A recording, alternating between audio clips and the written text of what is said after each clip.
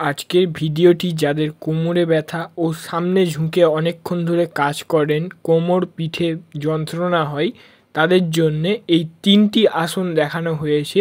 এই 3টি আসনের মাধ্যমে আপনারা আরাম পাবেন। প্রথম আসন ভুজঙ্গাসন। প্রথমে আপনারা শুয়ে পড়বেন। উবুড় হয়ে শুয়ে হাত দুটি বুকের পাশে বা কাঁধের পাশে রেখে পিছনের দিকে যতটা পারবেন ধীরে ধীরে বাঁকার চেষ্টা করবেন এবং মুখটি যতটা পারবেন পিছনের দিকে নিয়ে যাওয়ার চেষ্টা করুন। ভিডিওতে যেভাবে দেখানো হয়েছে হাত দুটি বুকের পাশে রেখে ধীরে ধীরে কোমরটিকে পিছনের দিকে বাঁকানোর চেষ্টা করুন এবং বেশি চাপ দেবেন না।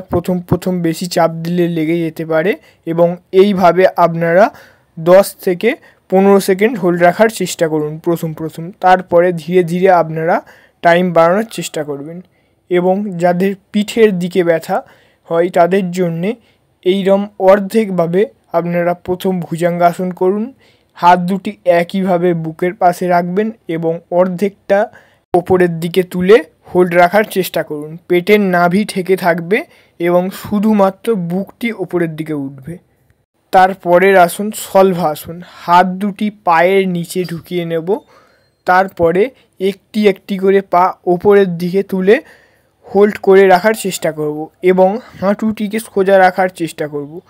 এইভাবে আপনারা পা তুলে 10 সেকেন্ড প্রথম হোল্ড রাখার চেষ্টা করুন এবং বিপরীত পায়ে একইভাবে আপনারা হোল্ড রাখার চেষ্টা করুন।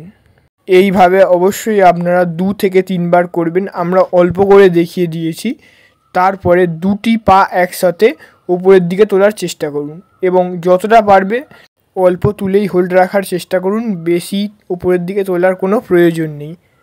ভাবে আপনারা দুটি পা একসাথে তুলে 15 সেকেন্ড হোল্ড রাখার চেষ্টা করুন। তারপরের আসন সেতুবদ্ধাসন।